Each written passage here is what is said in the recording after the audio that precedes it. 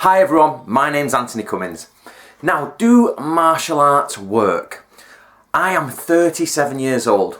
I was born in 1978, and when I was born we had the end of the Bruce Lee craze and going into the 80s sort of ninja kung fu flick era.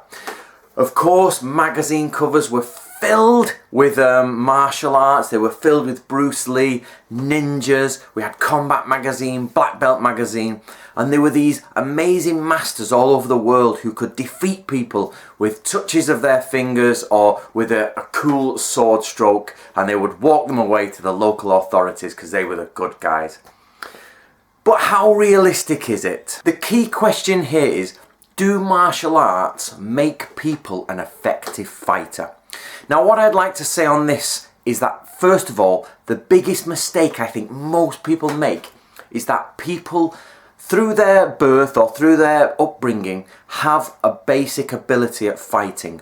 Every man, woman and child, if you like, on this planet has some ability at fighting. Whether it be amazing or whether it be terrible.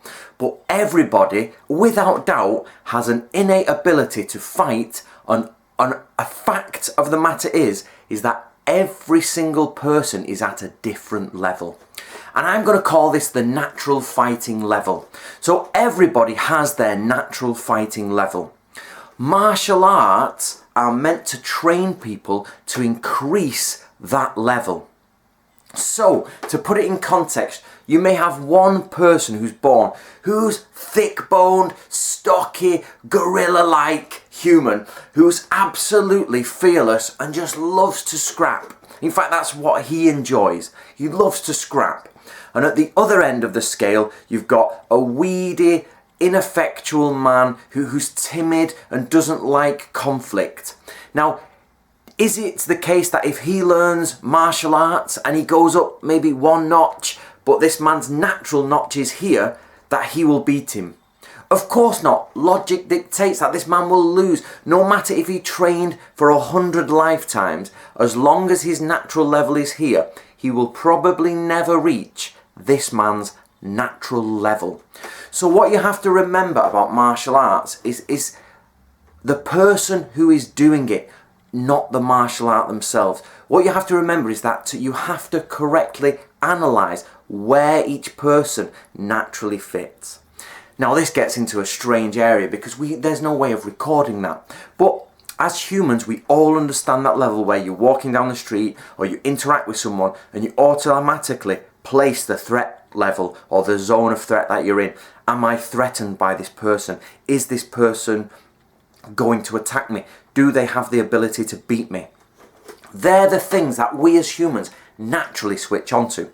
So, when we're walking around and we're doing our things and we are attacked by other people, we all go to the fight or flight mode.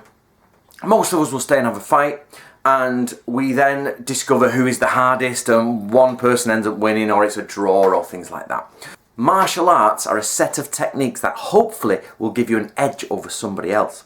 However, what we have to do then is divide the martial arts. So first of all, is the martial art traditional? By that I mean, was it invented by somebody who actually used it in a medieval or an old world context to defend themselves? Did they use this martial art? Was it tested in some sort of battle or in a rough society? And then, was it effective?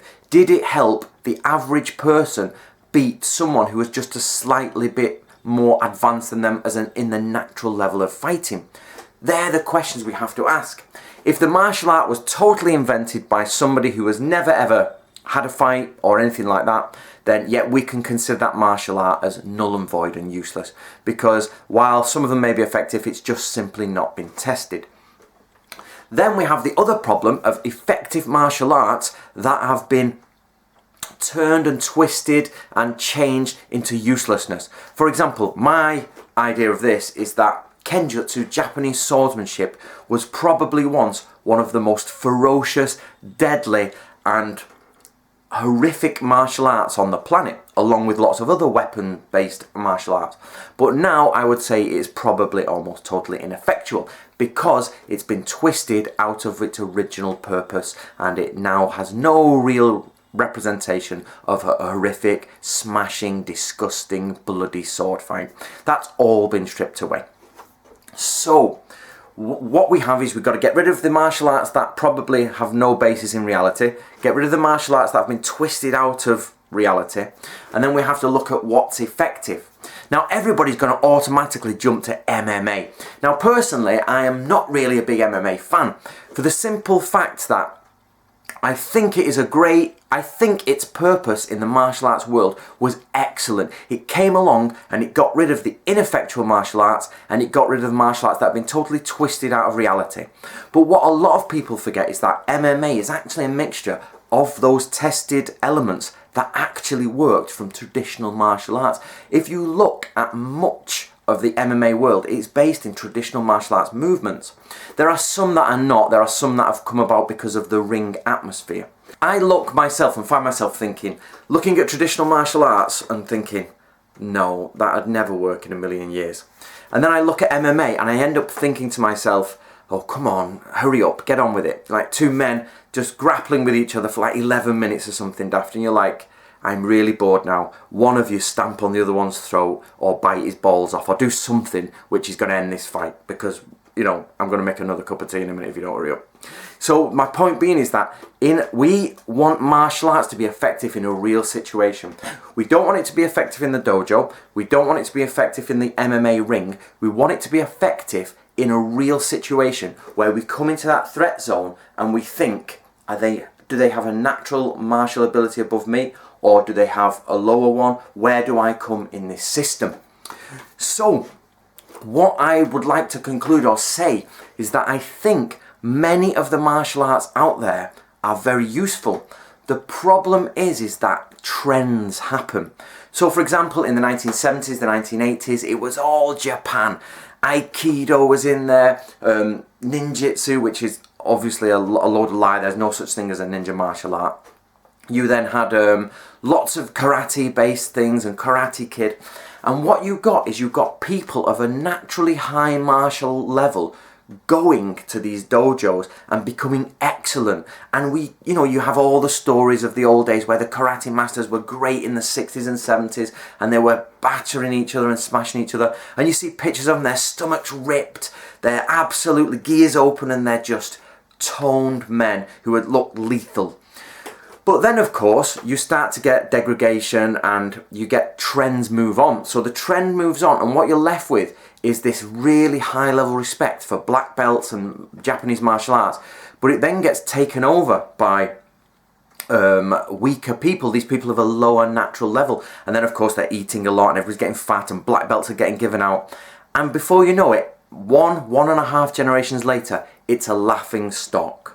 If you probably went back to a dojo in the 60s and had a go, you'd probably be faced with most of the MMA type people you find today.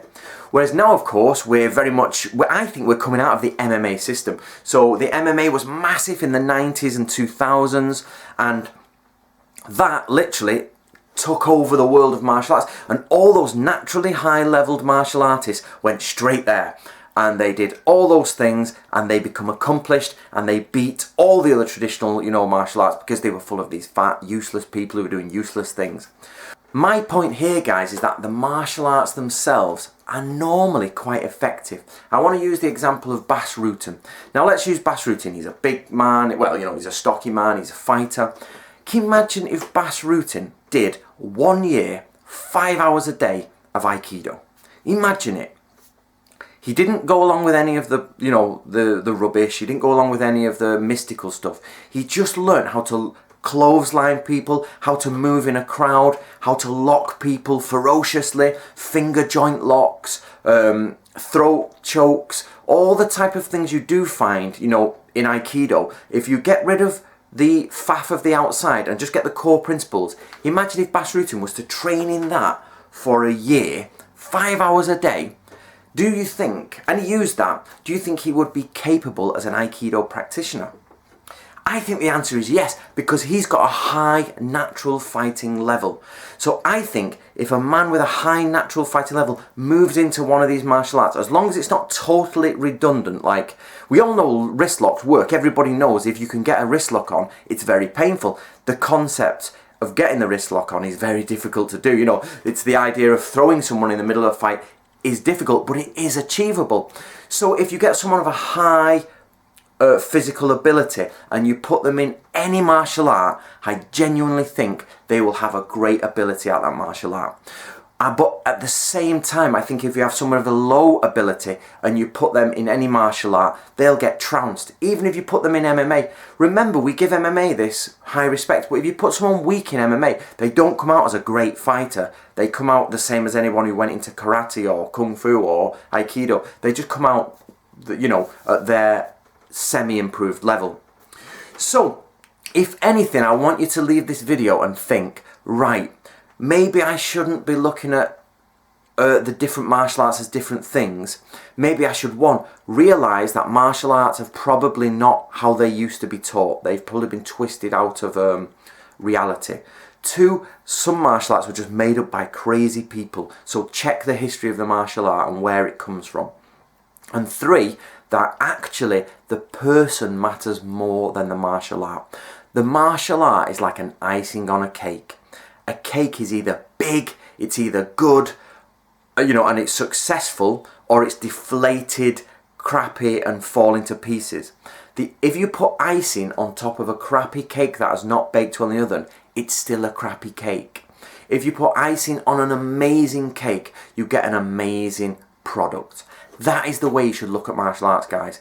Make sure you adjust and look internally, where do I actually fit into this violence level? And what martial art can I do and train to push me up that little bit more? And where do I rank against other people's natural level, even with my training? You see, guys, that's why the human race invented knives and guns, because you can never push yourself beyond some people's ability. We invented the knife, the gun, the spear, the bow, so we could kill people like that from a distance or with ease. Okay, guys, my name is Anthony Cummins. Please subscribe to the channel. If you've enjoyed this, I'm an author and historical researcher, and if you click the link below, there'll be lots of my books you can look through about martial and military culture.